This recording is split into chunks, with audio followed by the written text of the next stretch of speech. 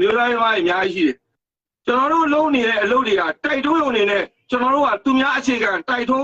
ခိုင်းရမယ်လို့တွေမဟုတ်ကိုအသိစိတ်ဓာတ်နဲ့တိုင်းပြည်ကြိုးစည်းပွားတဲ့ဘယ်နေရာမှာပါဝင်ရမလဲပါဝင်ဖို့အစဉ်သင့်ရှိတယ်ကျွန်တော်တို့တွေမှာကိုတက်ကျွမ်းတဲ့အတက်ပညာနဲ့ဘယ်နေရာမှာကူညီရမလဲအကုန်ရှိတယ်ဟုတ်ပြီနော်ဒါပေမဲ့အစိုးရဆက်ဘယ်အစိုးရမှသူ့လူသူခန့်ပြီးသူ့ဟာသူလှုပ်သွားခဲ့တဲ့အတွက်တာဝန်ကျေအောင်တော့ဖြစ်မယ်ကျွန်တော်မြင်လားတာဝန်ကျေတော့ဖြစ်မယ်ခံရတာအစိုးရတာဝန်ခံရတာလေကိုထွန်းကလည်းသူ့ဘက်ကလည်းကြည်အောင်လေကိုထွန်းတို့ကမျိုးသားရေးမှာဆိုလာမယ်ဟိုကဘယ်လိုခေါ်မလဲဆိုတော့ချက်ချင်းဝင်လာချက်ချင်းဟိုအဖြစ်ဆိုတော့အောင်မြင်သွားရင်တော့အကြောင်းမဟုတ်ဘူးအောင်မြင်သွားရင်သူကတာဝန်ခံရမယ်ပြဿနာရှိတယ်အဲ့ဒါဒါပေမဲ့ဟိုကိုထွန်းတို့ဘက်ကစနစ်တကျအချက်လက်တွေရှိရင်တော့ဒါလေဆယ်ဝင်ကြီးကိုအကြံပေးတင်တာပေါ့နော်ပြောရတယ်ဘယ်နေရာဒီမှာဘယ်လိုဖြစ်နေလဲအရင်တော့ပေါ်ရပါလေတန်ဖိုးရှိတဲ့အချက်လက်ပဲကိုထွန်းပြောတာတော့ပြောပါတယ်ကျွန်တော်မှဒီတဲ့တန်ဖိုးကြီးတာအများကြီးရှိသေးတယ်ဒါပေမဲ့ဒီလိုပူပေါင်းဆောင်ရွက်မှုတွေမလုပ်သေးဘယ်သူမှလည်းလုပ်မှာမဟုတ်တော့ဘူးတိုင်းပြည်မှာရန်လိုအပ်ချက်ရှိနေတာစိုက်ပျိုးရေးကာကွယ်ရေးဦးစီးချုပ်ကြီးရဲ့ရည်မှန်းချက်ကလည်းစိုက်ပျိုးရေးအဲ့စိုက်ပျိုးရေးကိုကျွန်တော်တို့ကပြိုးထောင်မှုတော့ကလည်းအရေးကြီးနေပြီဒီအရေးကြီးတာကိုထိမလုပ်သေးအစိုးရရွေးသွားလို့မရဘူးအစိုးရနဲ့ပတ်သက်တဲ့လူရွေးသွားလို့မရဘူးအခုလက်ရှိရှိနေတဲ့ organic သမားတွေပတ်စံရှိတယ်သူတို့လိုအပ်ချက်ပါရှိတယ်ဖြည့်ဆည်းပြီးတော့ပူပေါင်းဆောင်ရွက်ပြီးခေါ်ရမယ်နော် NLD မှလည်းမဟုတ်ဘူးတက်ခိုင်းမှလည်းမဟုတ်ဘူးအဲ့ကိစ္စကိုကျွန်တော်မြင်တယ်ဗျကျွန်တော်လည်းကဘာပတ်နေတဲ့ကောင်ဗမာပြည်ရဲ့ farming method ကိုပြင်ရမှာကိုထွန်းပြောတဲ့မြေပြင်တာတွေဘာတွေကဒါနီးပညာနဲ့လုပ်လိုက်ရင်ဘာမှမခက်ဘူးကျွန်တော်တို့လုပ်ရမှာအခုလည်းမပြောနဲ့လေကတည်းကဖြိုပြီးတော့ကျွန်တော်တို့က industrial farming ကိုသွားမှာကျွန်တော်တို့ industrial farming ကိုမသွားနိုင်တဲ့၍စုပေါင်းလေယာစနစ်ကိုမသွားနိုင်တဲ့ကျွန်တော်တို့လေယာဌာနပြောရလို့ရှိရင်ခေါင်းတောင်လာဖို့မရှိဘူးဒါကျွန်တော်ရဲ့အမြင်ကိုပြောတာပေါ့နော်ကျွန်တော်တို့ကိုဟိုဟာပြောမယ်ကိုအောင်မင်းပြောတယ်ခုနဩစတြေးလျမှာသင်မောလာကတ်တဲ့အချိန်မှာတန်ချိန်ဘယ်လောက်တင်လဲသိန်းချီတင်တယ်တန်ချိန်သိန်းချီတဲ့ဒါသင်မောတစင်းစာကိုပြောတာနော်ဗမာပြည်မှာလာကတ်တဲ့ကောင်က2000တင်ဖို့ဒါတရင်စာမှာပါနေပြီအဲ့လိုဒါကျွန်တော်တို့ရဲ့အမြင်ကိုပြောပြတာပေါ့နော်အဲ့လိုဘယ်လိုခေါ်မလဲဆိုတော့တို့ဘတ်ကယ်ရီကတန်းချင်းသိန်းနဲ့ချီပြီးတော့ပို့နိုင်တဲ့ဟာဒီရုရှားတို့ယူကရိန်းတို့ပို့နိုင်တယ်ဆိုတာကသူက industrial farming ကိုအောင်မြင်သွားတာအဲ့လိုလုပ်ရမှာအဲ့ဒါကြာတော့နိုင်ငံတော်ကလုပ်မှရမှာအဲ့လိုပြောလို့ကျွန်တော်ပြောမယ်အခုခုနကလည်းအခုကျွန်တော်တို့ဒါစကားဝိုင်းမှာဖြစ်နေတာကအဲ့စကားလုံးတစ်လုံးရအမျိုးသားရေးသမားဆိုစကားလုံးရကျွန်တော်ကယနေ့ချိန်ဒီအမျိုးသားရေးသမားဆိုစကားလုံးမသုံးဘူးရနော်မတော်ဘူးဆရာတော်ကဒါအင်တာဗျူးမှာရိုက်လိုက်လို့ကျွန်တော်တို့ကတော့ activate ဒါဟုတ်ပြီနော်ပေါ်မင်းသိတယ်အဲ့စကလုံးရဲ့အနေဆိုင်ကိုပေါ်မင်းသိ activate ဆိုရင်ကိုတို့လက်စနဲ့ကျွန်တော်တို့အမျိုးသားရေးတက်ကြွလှုပ်ရှားသူစစ်နေတော့အဲ့တော့ကျွန်တော်မြန်မာပြည်မှာအခုဖြစ်နေတာကအမျိုးသားရေးသမားလို့ပြောပြီးတော့ကြိုက်တဲ့သူတွေကလည်းကြိုက်သလိုအားပေးတယ်မြောက်ပေးတယ်နော်ထောက်ခံတယ်မကြိုက်တဲ့သူတွေလည်းမကြိုက်သလိုနှိပ်ကွက်တယ်အဲ့စကလုံးနဲ့လဲနေကြတယ်ဗျနောက်ဆုံးပြောရရင်တော့ပေါ်မင်းခုနမေးလိုက်တယ်တော့မျိုးသားရေးသမားတွေရဲ့လုံးဝမဲ့မဟာဗျူဟာကြီးမားတဲ့ဟာဆိုတဲ့စကားလုံးတော့အမှန်တော့ကျွန်တော်က30ကျင်တာက activity ကျွန်တော်တို့အမျိုးသားရေးတက်ကြွလှုပ်ရှားသူတွေနေရာတိုင်းမှာရှိနေရမယ်နေရာတိုင်းမှာပါဝင်ရမယ်မိမိတက်ကြွတဲ့ပညာတွေမှာတိုင်းပြည်တွေအကျိုးပြုဒီ activity တွေကလှုပ်ရှားနေရမယ်တက်ကြွနေရမယ်အဲ့တက်ကြွလာဖို့အတွက်ဘယ်သူတွေမှာတာဝန်ရှိလဲနော်အစိုးရမှာတာဝန်ရှိတယ်အဖွဲ့အစည်းတွေမှာတာဝန်ရှိတယ်ပေါ်မင်းတို့လိုမီဒီယာတွေမှာနာမည်ကြီးဆယ်လီတွေမှာလည်းတာဝန်ရှိတယ်ဟုတ်တယ်မအဲ့တော့ကျွန်တော်တို့က activity ဆိုတဲ့ NGO ထောင်ပေါ့ဗျာ NGO ထောင်ပြီး fundraising လုပ်ပဲကျွန်တော်အများဆုံးတိုင်းညာတွေညအဲ့လိုမျိုးပဲကျွန်တော်30ကျင်တယ်အဲ့တော့တိုင်းပြည်တွေလိုရရင် activity ကဒါကိုတတ်နိုင်တဲ့အားနဲ့ဝင်တိုင်းပြည်တည်ဆောက်တာလေအဲ့တော့ကိုထိုးလို့အဲ့ဒါ NGO ပုံစံမျိုးလို့ funding အစိုးရလည်းပေးနိုင်ငံခြားကလည်းအဲ့လိုဟိုတိုးတက်စေခြင်းနဲ့အဖွဲ့အစည်းတွေရှိပါတယ်ချိတ်ဆက်အဲ့လိုစိုက်ပျိုးရေးနဲ့ပတ်သက်ပြီးမိသားတွေလည်းကျွန်တော်အများကြီးပြောပါတယ်အဲ့တော့အမျိုးသားရေးသမားဆိုတာနဲ့ဆိုင်တယ်ဗျစကလုံးကြီးမားတယ်ဒိဗယ်ဖွင့်ဆိုမှုတွေအများကြီးရှိတယ်သူ့ရဲ့သမိုင်းတွေ history တွေထားပြရတယ်မျိုးသားရေးသမားတယောက်ဖြစ်ဖို့နော်မျိုးသားရေးဝါဒီတယောက်ဖြစ်ဖို့ကအများကြီးကြီးမားတယ်ဒါကြောင့်ကျွန်တော်တို့အများနဲ့ပြောတယ် activate လို့သုံးပါအဲ့ဒါဆိုရင်ဒီ activate ဆိုတဲ့စကားရဲ့နောက်မှာကျွန်တော်တို့စကားပြောလို့လည်းကောင်းတယ်အလုပ်လုပ်လို့လည်းကောင်းတယ်နော်ကြံစားမှုတွေလည်းကောင်းတယ်အမှားယွင်းလည်းခံတယ်နော်အတိတ်ခံတယ်နော်အောင်မြင်မှုလည်းရနိုင်တယ်ဒါကြောင့်ကျွန်တော်ကဒါတွေကိုနဲ့ပတ်သက်ပြီးအမှန်တော့အဲ့စကားလုံးတစ်လုံးကြောင့်စကားကလူပြောရဆိုဖြစ်နေအဲ့တော့ကျွန်တော်တို့နေနားလည်ထားတဲ့အမျိုးသားရေးဆိုတာကကျွန်တော်တို့မှာအများကြီးရှိတယ်ပြောပြရင်တော့အများကြီးပေါ့ပေါ့ဗျာနော် အဲ့တော့ကျွန်တော်အခုဒါပြောအခုချိန်မှာတိုင်းပြည်ကိုတကယ်ကောင်းစေချင်တယ်ဆို NLD မှမဟုတ်ချက်ခံရမှာမဟုတ်အကုန်ပူးပေါင်းဆောင်ရွက်ရမယ်အဲ့ဒါကိုဘာလို့ရမလဲနိုင်ငံတော်ဆိုတစိုက်မမတ်ကြည့်ပြီးတော့ပူးပေါင်းဆောင်ရွက်မှုလမ်းစာအခြေခံလမ်းစဉ်တွေချရမယ်ကျွန်တော်ပြောချင်တာအဲ့ဒါကိုလမ်းစဉ်ရဲ့အောက်မှာကျွန်တော်အမျိုးသားရေးသမားတွေလည်းပါမယ် NLD တွေလည်းပါမယ်ချက်ခံတွေလည်းပါလာမယ်ဆိုကျွန်တော်မတိုးတက်စရာအကြောင်းမရှိဘူးအဲ့လမ်းစဉ်ကိုအခုကမချနိုင်ဘူး2008 frame အဝအောက်က2008 frame ဝအောက်မှာညီမလားညီရင်တော့ရနိုင်တာပေါ့မညီရင်တော့မလွယ်ဘူးထင်တယ်ဆရာဥပဒေသူပြောတဲ့အထဲမှာနည်းနည်းပါးပါတယ်ကျွန်တော်နားလည်ရတယ်သူကဥပဒေရသွားတဲ့အခါကျတော့ဟိုလူတစ်မျိုးဒီလူတစ်မျိုးမရဘူးလေအားလုံးက flat လीသိရမလားNASA ကသူကဥပဒေတိုင်းသွားတယ်ဆိုတော့ flat သွားတဲ့အခါကျတော့တချို့လူတွေကဟာငါလူဘရင်ဖြစ်မှာဟိုဟာမရလို့ဒီအမျိုးလိုထပေါက်တာမျိုးတွေလည်းရှိတယ်ကျွန်တော်နားလည်ပါတယ်ဟိုဘက်ကလည်းကျွန်တော်စံတော်အဲ့လိုသွားနေတဲ့သဘောပေါ့နော်အဲ့တော့ကျွန်တော် NASA ကိုဖြစ်စေချင်တာကအဲ့ဒီအခြေခံမူတွေကိုဒီအချိန်မှာချခဲ့မယ်ဆိုရင်ဖိတ်တဲ့ဆိုတာတက်လာခဲ့အဲ့မူတွေကိုသစိုက်မမကျင့်သွားမယ်ဆိုရင်ကျွန်တော်အောင်မြင်တဲ့နိုင်ငံတော်ကိုတစ်ခုကိုတည်ဆောက်နိုင်မယ်ဗျအဲ့တော့အခြေခံမူလေးတွေအစ NASA ကပုံသေးဥပဒေပြုတင်လည်းပြုပါနော်ဆွဲတင်လည်းဆွဲပါလုံးတင်လည်းပူပေါင်းဆိုင်ကိုတစ်ခါလေးချပါချခဲ့လို့ရှိရင်ကောင်းတဲ့ဟာတွေကိုလက်ခံပြီးချရင်မအောင်မြင်စရာအကြောင်းမရှိဘူးဒါကြောင့်မို့ကျွန်တော်တို့ကပြောနေချင်တာက NASA ကအိမ်ဆောက်ဆိုတာပူပေါင်းဆိုင်မှုတကယ်လုပ်သလားဝင်းကြီးဌာနကြီးတကယ်လုပ်သလားဆိုတာလုံးမလို့ကိုကျွန်တော်တို့ကမီဒီယာအနေနဲ့ပြောနေတော့ထိမလားမထိဘူးအဲ့တော့ကျွန်တော်အများအားပြောတယ်တင်းဝက်တစ်ခုလွတ်လပ်တဲ့ဖွဲ့စည်းတစ်ခုနဲ့တိုက်ရိုက်ဖွဲ့စည်းပြီးတော့ဒီဝန်ကြီးဌာနတွေနဲ့ပူးပေါင်းဆောင်ရွက်မှုကိုတကယ်ဟုတ်မှုဆိုတာလေးကိုချိန်ကြီးတဲ့ဖွဲ့စည်းတွေဖွဲ့ပြီးတော့ပူးပေါင်းဆောင်ရွက်ရင်အကြံဉာဏ်တွေကစမရဘူးဖြစ်နေတယ်ဘယ်လိုတရားလို့ပြင်ပေးလိုက်ပါဦးလားခုနပေါက်ကိုတော့လည်းတင်ကိုတော့ကျွန်တော်အကြံပေးချင်တာကလေ NGO လိုပုံစံမျိုးဖွဲ့အဲ့တော့မှ funding လုပ်ရမယ်အဲ့တော့မှတကယ်ကိုထွန်းလို့စိတ်ဝင်စားတဲ့ topic ကိုထဲဝင်ကြီးမားမားလုပ်လို့ရမယ်အစိုးရတို့ဘာလို့ proposal တင်လို့ရတယ်ပေါ့ဗျာအခုကြတော့ကိုထွန်းတယောက်တည်းပြောရင်တယောက်တည်းပြောလို့ဖြစ်နေတယ် NGO မဟုတ်တဲ့အခါကြတော့ဒီပြောရရင်အဲ့လိုကိုထွန်းလည်းအများကြီးလုပ်ပါတယ်တွေ့ပါတယ်ဟောပါလုပ်တာတွေကိုမင်းပြောပါရပါပြီကျေးဇူးတင်ပါတယ်ကိုမင်းတင်ပေးလိုက်ပါအောင်တရားကိုပြောချင်ကျွန်တော်တင်တာဘလူးမတင်လို့မရဘူးဖြစ်နေအခုကလက်ရှိမှာကိုခုနပေါက်ကိုရောဆိုတာလည်းလာတင်တယ်ပေါက်ကိုရောလာပါလားတော့မသိဘူးကိုစိုင်းတက်ဆန်ကိုလည်းတင်လို့မရဘူးခုနကိုမိုးလာပါလားကိုမိုးလာတယောက်ကိုလည်းတင်လို့မရအောင်မိုးသာတင်လို့မရဖြစ်ကျွန်တော်ပြောရအောင်ဗျဒါပေမဲ့ခုနအခုကိုထုံးပြောနေရတွေကဒါတွေကဟိုမြို့သားရေးသမားတွေလုပ်ရမယ့်အလုပ်တွေလို့ကျွန်တော်မမြင်ဘူးဒါပို့နေပြောတာဒါကကိုယ့်ဘောက်ကိုကုမ္ပဏီထောင်ပြီးလုပ်ရမယ့်အလုပ်တွေလေဒီလုပ်တွေကမြို့သားရေးသမားတွေကအဲ့ကိုစိုင်းတက်စားမရဘူးဗျအဲ့လိုမရဘူးဖြစ်နေဘယ်လိုဖြစ်လဲကျွန်တော်အကောင့်နဲ့ဒါပြီးရင်ကြပြီထင်တယ်ပြောမရအောင်ဆိုတော့ကျွန်တော်ကအဲ့ဒါတွေကိုခုနပြောလို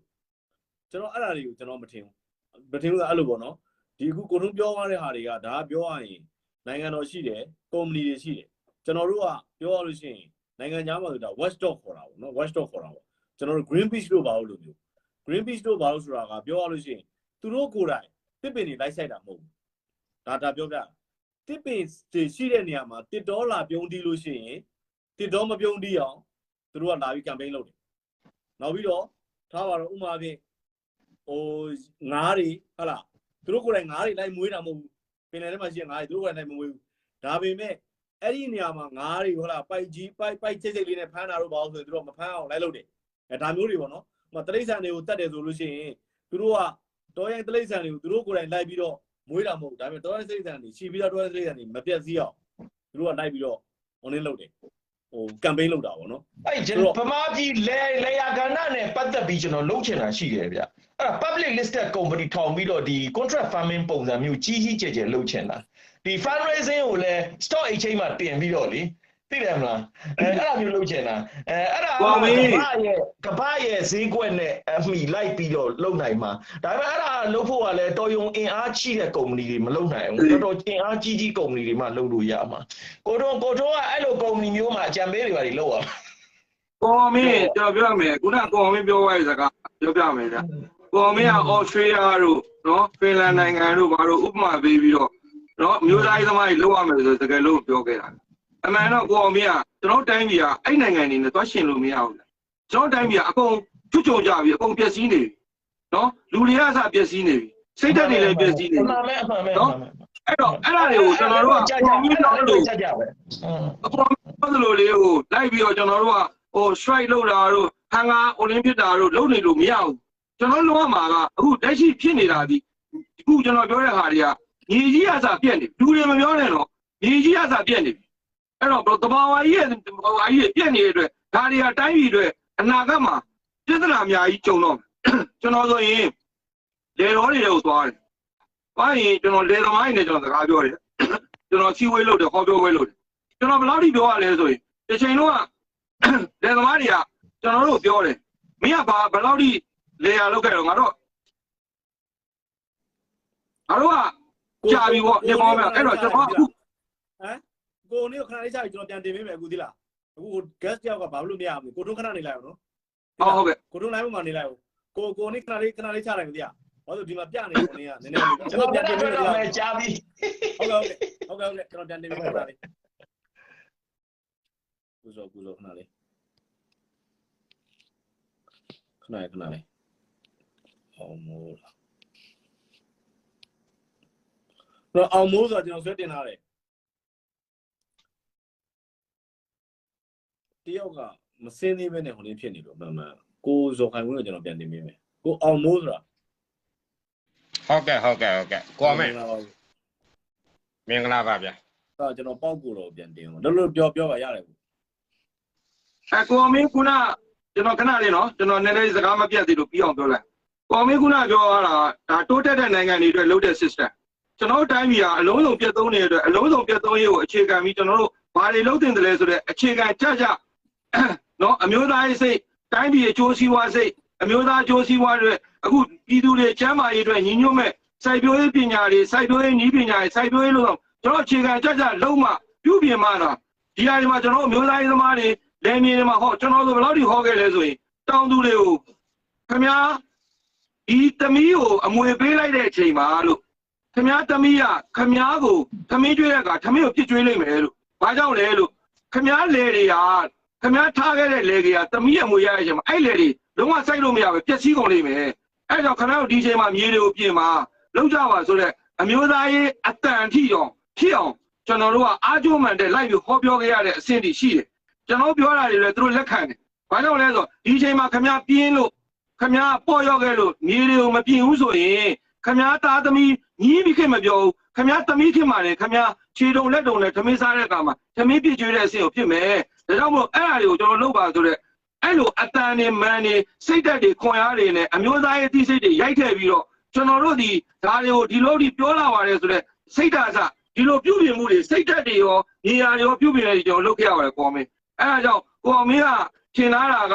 ဒီလိုတွေလှုပ်လိုက်ပါဒါလေးလှုပ်လိုက်ပါလို့ထင်ပေမဲ့ကျွန်တော်တို့တိုင်းပြည်ကအကုန်လုံးချွတ်ချုံကြပြီအကုန်ပြည့်စည်နေတယ်အဲ့အောက်ခြေကြတဲ့လမ်းစဉ်တစ်ခုကိုပါစအကုန်လုံးပါဝင်ပြီးလုံးမသာလေးဖြစ်မယ်ဆိုတဲ့အကြောင်းကျွန်တော်ပြောတာပါကောမင်းဟုတ်ကဲ့ကျေးဇူးတင်ပါတယ်ကောမင်းပြောပါခင်ဗျာပြောပါလို့ဒီဘက်ကကိုတယောက်ပြောအောင်မဆွေးနွေးမှာပြောဘူးဟုတ်ကဲ့ဟိုဘယ်လိုပြောရမလဲဟိုအကိုကြီးပြောနေတော့လဲကျွန်တော်ကဝင်ပြောလို့မကောင်းတကားဖြတ်ပြောလို့မကောင်းလေအဲ့အကြောင်းမလို့ကျွန်တော်နားထောင်ပေးတာလေကိုရအောင်မဲမော့နော်ကျွန်တော်တဲ့အသက်ကြီးတယ်ဆိုတာကျွန်တော်သိပြီပဲနော်ပြီးရင်အကိုနာမည်မသိလို့တစ်ချက်နာမည်မိတ်ဆက်ပေးပါလားဘယ်လိုခေါ်လို့ခေါ်မှမသိဘူးလေမုတ်စိတ်လို့ပဲခေါ်မလားမုတ်စိတ်လို့ပဲခေါ်ဟုတ်ကဲ့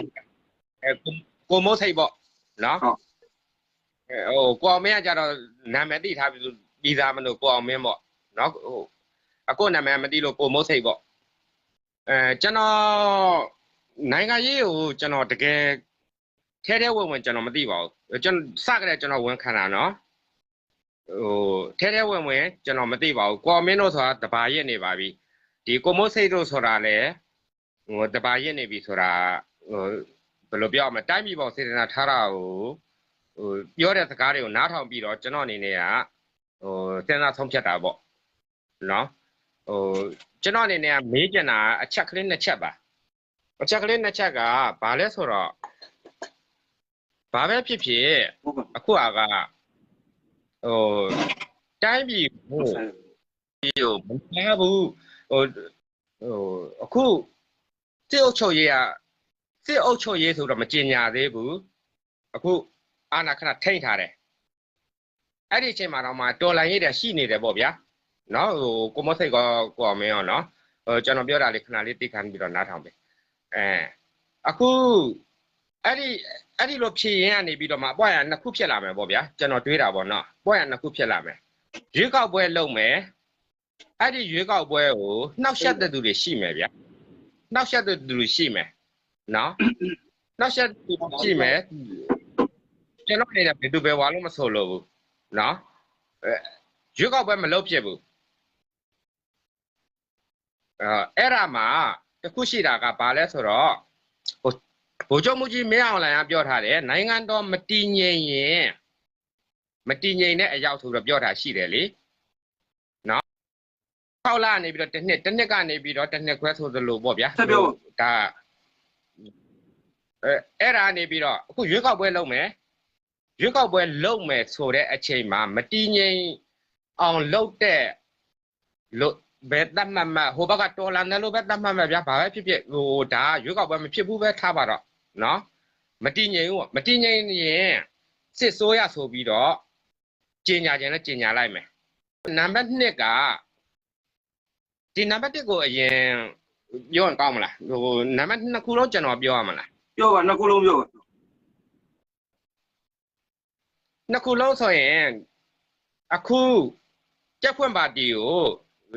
ဘယ်လိုပြောဒီ USDP ကိုပေါ့နော်ကျွန်တော်တို့အတူကောက်ကြက်ဖွင့်ပါတီကိုဟိုထိပ်ပိုင်းကောင်းဆောင်တွေကိုအပြောင်းလဲလေးလုပ်လိုက်တယ်ဗျာနော်ထိပ်ပိုင်းကောင်းဆောင်တွေကိုအပြောင်းလဲလေးလုပ်လိုက်တယ်ဟိုအပြောင်းလဲလေးလုပ်လိုက်ပြီးတော့ဒီရွေးကောက်ပွဲမှာဘာပဲဖြစ်ဖြစ်ဒီ USDP ကနိုင်ကိုနိုင်မယ်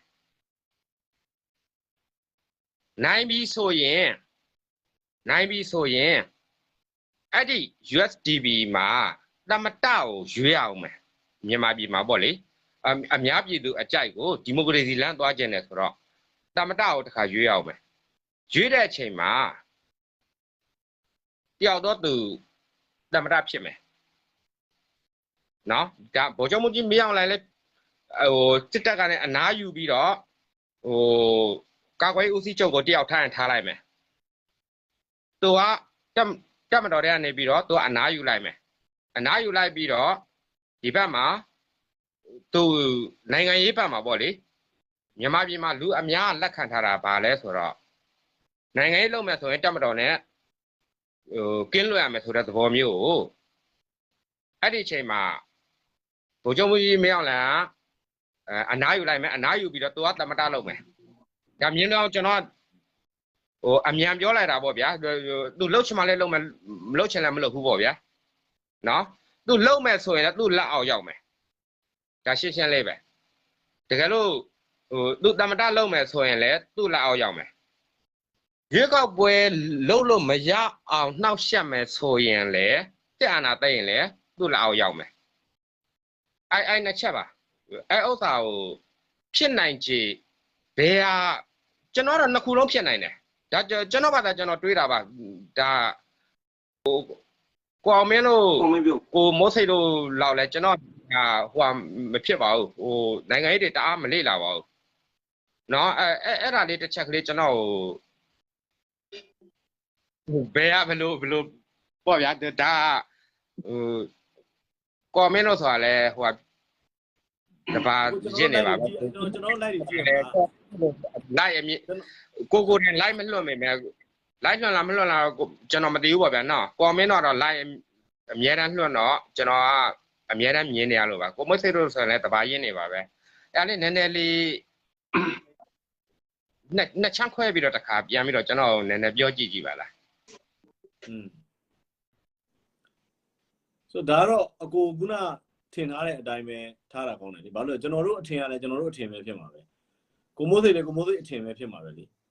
တယောက်ကအထင်ကတူကျင်လဲတူမယ်မတူကျင်လဲမတူဒီအတွက်ကတော့ဘာအဖြစ်မှထွက်လာမှာပေါ့မဟုတ်လားကျွန်တော်တို့ပြောနေတဲ့စကားတွေထဲမှာလည်းအကိုတွေ့တဲ့အတိုင်းပါပြီးပြီမဟုတ်လားခုနအကိုထင်တဲ့ကဘာလို့တော့ခုနအကိုထင်တဲ့ဟာကလည်းဒါအကိုအထင်ကျွန်တော်တို့လည်းအထင်ပဲပြောလို့ရမှာပဲ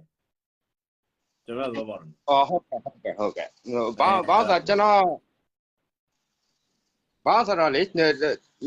အများပြလူတွေကစကားပြောနေကြတာကဒီတက်မတော်နဲ့ PDF ဆိုလိုပေါ့နော်တက်မတော်ဆန့်ကျင်သူပေါ့ဗျာတက်မတော်နဲ့တက်မတော်ဆန့်ကျင်သူတက်မတော်နဲ့တက်မတော်ဆန့်ကျင်သူအဲ့ဒါနှစ်ခုနဲ့လုံးချပတ်ချလိုက်နေတာရဲ့လိုက်တယ်မှာနောက်တစ်ခုရှာပါလဲဘာကြောင့်အာနာထိန်းတာလဲအဲ့ဒါရဲ့အာနာထိန်းခြင်းအဓိကအကြောင်းရင်းဘာကြောင့်ရဲ့အဲ့ဒီလိုလုံးချပတ်ချလိုက်နေရတဲ့ပဲနေ့တွေရက်တွေကကုန်းလာတာဒီလိုက်တိုင်းမှာဒီတိုင်းကြီးပဲအဲ့တော့ကျွန်တော်အနေနဲ့ကလိုရင်းဟိုပေါ့လိုရင်းဟိုပေါ့အဲ့ဒီလိုလေးကျွန်တော်ဝင်ပြီးတော့မေးကြည့်မိတာပါနော်ကျွန်တော်ကိုအောင်မင်းပြောတာဆိုတာမကြိုက်လို့လည်းမဟုတ်ဘူးကိုမိုးစိတ်ပြောတာဆိုတာမကြိုက်လို့လည်းမဟုတ်ဘူးကြိုက်လို့လည်းမဟုတ်ဘူးမကြိုက်လို့လည်းမဟုတ်ဘူးဒါကျွန်တော်သိကြတာကိုဘယ်လိုဖြစ်နိုင်လဲဘယ်လိုယူဆလဲပေါ့ဗျာအကိုတို့ကြတော့ဘယ်လိုပြောမလဲနိုင်ငံရေးကိုအရန်ကျွမ်းကျင်တဲ့လူတွေမလို့ဟုတ်ကျွန်တော်တို့ပြောတဲ့ live တွေထဲမှာလည်းတချို့ဟာတွေမှာပါတယ်လေတချို့ဟာတွေမှာဒါကျွန်တော်တို့ရဲ့ယူဆချက်တွေပဲပြောထားတာပဲလေယူဆချက်တွေကျွန်တော်လည်းပြောထားတာအဲ့တော့ကျွန်တော်တို့ယူဆချက်တွေထဲမှာလည်းပါတာပေါ့ဒါပေမဲ့ဒီရွေးကောက်ပွဲကကျွန်တော်တို့ကလည်းဒါပြောရရင်အချက်လက်တွေပဲပြောလို့ရတာလေမြေပြင်ချက်လက်တွေအတိုင်းပဲပြောလို့ရတာမြေပြင်ချက်လက်တွေပေါ်မှာကျွန်တော်တို့ယူဆချက်ကျွန်တော်ဘောက်ရှိတယ်အခုယူဆချက်အခုဘောက်ရှိတယ်တခြားလူယူဆချက်တခြားလူရှိတယ်အဲ့တော့ဒီပုံမှာဘယ်သူမှန်းတယ်ဘယ်သူမှားတယ်ဆိုတော့ဖြစ်လာမှာပဲသိမှာပေါ့နော်ကွနော်ဟုတ်ကဲ့ခုနကကျွန်တော်ပြောမယ်ခဏလေးခင်ဗျာခုနကပေါ့ဒီလေးပြောတဲ့ဟာတွေကပြောရင်တော့ဗျာဖွဲ့စည်းပုံအခြေခံရညီလေးရဲ့သုံးသပ်သွားတဲ့အချက်တွေပေါ့နော်ဖွဲ့စည်းပုံအခြေခံရသွားမယ်လမ်းကြောင်းတိုင်းတွေကိုအခုလူတွေကသုံးသပ်သွားတယ်အများသုံးသပ်ချက်ပါညီလေးပြောရဥစ္စာဒါပေမဲ့အကိုတို့ပြောမယ်ဆိုရင်အကိုတို့ကဘယ်လိုဖြစ်နိုင်လဲပြောရင်အကိုတို့ကြိုက်တာပဲပြောမယ်မြန်မာပြည်နဲ့ဖြစ်တဲ့ဟာပဲပြောမယ်လက်တလုံးမြန်မာပြည်နဲ့အဆက်တာကိုပြောရမယ်ဆိုရင်လက်ရှိတက်မတော်အစိုးရကအနည်းဆုံး9နှစ်နဲ့10နှစ်ရှိတဲ့ကျွန်တော်တို့ဒါမြင်ပြောတာဘာလို့လူတွေရဲ့ mind တွေလူတွေရဲ့အသိတွေလူတွေရဲ့ knowledge တွေအကုန်ပြည့်စည်သွားပြီအယူအဆတွေပဲပြတ်သွားပြီเนาะအဲ့တော့ဒီဟာတွေကိုကျွန်တော်တို့ကပြန်ပြုပြင်ရမယ်နောက်ဆုံးပြောရင်တော့ဗျာမြေကြီးအစားပြတ်နေပြီเนาะဘာသာတရားကင်းရှင်းမှုမပြောနဲ့တော့ဘာသာတရားကိုစော်ကားမှုတွေမပြောနဲ့တော့အများကြီးပြည့်စည်ကုန်ပြီအဲ့တော့ကျွန်တော်ကြိုက်တာပဲပြောတော့ခုနညီလေးပြောတာအများထင်ထားတဲ့ဖွဲ့စည်းပုံပေါ့เนาะအခြေခံဥပဒေဒါပြပြပြောရရင်နောက်ထပ်တက်မတော်အစိုးရ9နှစ်သုံးဖို့10နှစ်တိုင်းပြည်ကိုပြန်တည်ဆောက်အဲ့လိုတည်ဆောက်တဲ့အခါမှာဒီတက်မတော်အစိုးရကိုပြန်လဲထိန်းညှိနိုင်တဲ့အင်အားတစ်ခုကိုတက်မတော်ကဖဲဖြစ်ဖို့ဖွဲ့စည်းဖို့ပဲလိုတယ်တက်မတော်ကြီးဒီတက်မတော်အစိုးရကိုထိန်းချောင်းနိုင်တဲ့ဖွဲ့စည်းတစ်ခုရှိနိုင်တဲ့အားကောင်းလာတယ်ဆိုရင်ကျွန်တော်တို့ okay တယ်အဲ့ဒါမဟုတ်ဘဲနဲ့အခုကျွန်တော်တို့မြင်လာတဲ့အရင်တော့နဝတတက်မတော်မဖြစ်လာနိုင်တော့ဘူးနော်ဘုံမီစောမောင်အုပ်ချုပ်တဲ့တက်မတော်အာဏာသိမ်းအစိုးရမဖြစ်နိုင်တော့ဘူးဘာကြောင့်လဲဆိုတော့အခုတက်လာတဲ့နော်ဒီနာဆာကအိဆောက်အစိုးရရဲ့သဘောထားနဲ့ခံယူချက် international လှုပ်ဆောင်ချက်တွေကလည်းမတူတော့ဘူးဖြစ်နေလည်းမတူတော့ဘူးအဲ့ဒါကြီးကိုမိုင်းထဲမှာဆွဲပြီးတက်မတော်တက်လာရင်တက်မတော်နိုင်ငံရေးထဲမှာမပါအဲ့ဒါစကားလုံးတွေကလုံးလဲရှာတယ်အပြည့်ပြောရရင်တော့တက်မတော်9နှစ်ဆုံး10နှစ်အုပ်ချုပ်ရမယ်လူတွေအားလုံးပြင်ရမယ်မူတွေအားလုံးပြင်ရမယ်စနစ်တွေအားလုံးပြင်ရမယ်အဲ့ဒါတွေကိုဖဲပြအောင်တွေနာဆာကအစိုးရမှာသူ့ကိုထိန်းညှိပေးနိုင်တဲ့နော်အခုလိုတက်မတော်အစိုးရကိုထိန်းညှိပေးနိုင်တဲ့အဖွဲ့အစည်းအင်အားကြီးတစ်ခုပေါ်လာနိုင် very good ပဲတိုင်းပြည်ဒါပဲကျွန်တော်ကြိုက်တာကိုပြောတာဟုတ်ပြီနော်ကိုနော်ဟုတ်ကဲ့ကျေးဇူးပါနော်ဟုတ်ကဲ့ပါမဲဟုတ်ကဲ့ကျေးဇူးပါနော်ကျေးဇူးနော်ကိုနော်ဟိုနောက်မှပြောမယ်ကျေးဇူးဟုတ်ကဲ့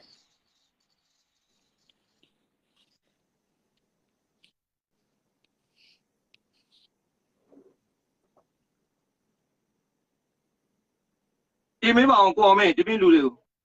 တင်လာတယ်ဟိန်းချက်ဆိုတော့နောက်မှတန်းစီနေအများကြီးပဲဘာလို့ကြည့်ရလူတွေအောင်မှဟိုလင်းဖြစ်လို့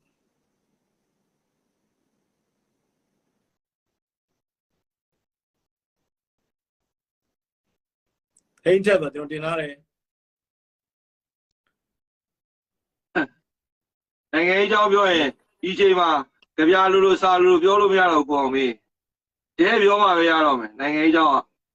ရှင်းပြောရင်အခုချိန်မှာကြပြလိုစာလိုပြောနေအာယုံနောက်တယ်လူတွေကလည်းအဲ့အာယုံလာတွေနဲ့ဒုံးတွေချလေလိုက်နေအခုချိန်မှာဘာဒီမိုကရေစီမှပြောလို့မရအောင်ဘာလူခွင့်မှလည်းပြောလို့မရအောင်အခုထိုင်နေတဲ့အစိုးရလည်းဒီမိုကရေစီအစိုးရမဟုတ်ဘူး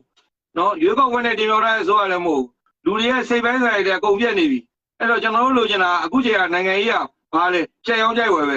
နော်နိုင်ငံရေးကကြက်ရောင်းကြိုက်ဝယ်ပဲဟိုကားတွေလိုပေါ့ဗျာအော်အိမ်တွေလိုခြံတွေလိုပေါ့နော်ကြက်ရောင်းကြိုက်ဝယ်လုံးဝပဲရတော့မယ်ဘာဖြစ်လို့အကုန်ပျက်စီးကုန်ပြီ ကိုမင်း